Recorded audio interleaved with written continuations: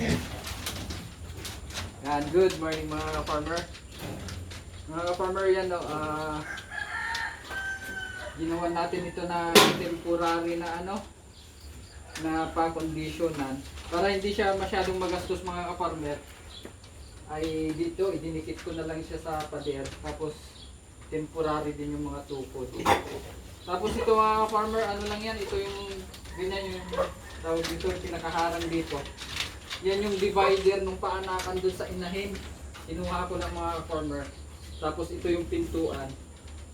Tapos ng konti, kaya nilagyan ko ng konting harang doon. So hindi na masyadong gumastos yung na lang, yung plastic matting na lang ginastos natin ng mga farmer. Dati magkakasama yan mga farmer, magkakasama. Kaya lang nabili ko ito sa sa tawag dito sa buy and sell. Ay parang itong limang ito, maliliit pa. Kaya inuna ko yun, no. So yan mga farmer, naka-auto feeder yan.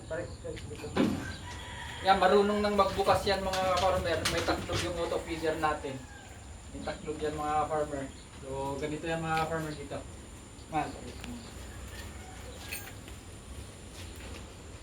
Yan, naka-auto feeder yung mga farmer.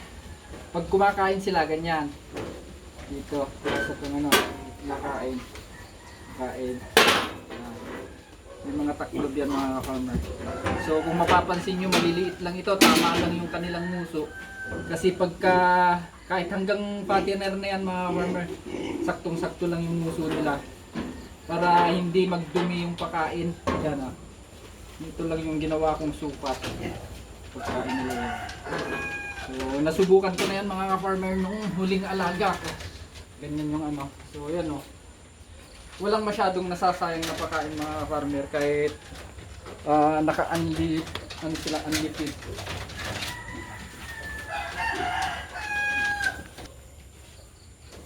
Tapos ito mga farmer, naka-unlipid sila kasi nakabalot ng net. Yan, kung mapapansin nyo, may mga pagkain pa. So, medyo nakamenos tayo dito ng pa-condition ng temporary lang kasi yung nipple drinker, yan na yung pang dati. Pagka medyo na yan, malalaki na, abot na sila dito sa auto feeder, kaya na nilang kumain.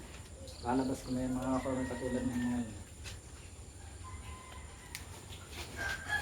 Mga farmer. So ito yung itsura ng loob ng auto feeder natin mga farmer. Yung taklob. Ano lang yan, DIY ko lang yan mga farmer. So yan ang itsura. Yan. Para kapag ginalaw nila yung at may tataktak siya ng yung bababa ng kusa ng pakain. So yun lang mga farmer, nakapag-video na ulit tayo. Tagal natin mag-video, so pwede na kasi kasama na lang natin sa si Kaparmer Shem. Yan Yan si Kaparmer Shem natin. So yun lang mga farmer. Pagka siguro gagawa na uli ako ng mga video sa mga susunod na araw. Magbi-video na tayo ulit. Tsaka mga farmer, papakita ko sa inyo yung aking lakatan na saging pala. Ay sayang na sayang mga farmer. May bunga na, natumba ng lakas ng hangin. Wala namang bagyo. Tapos may kunti tayong pechay.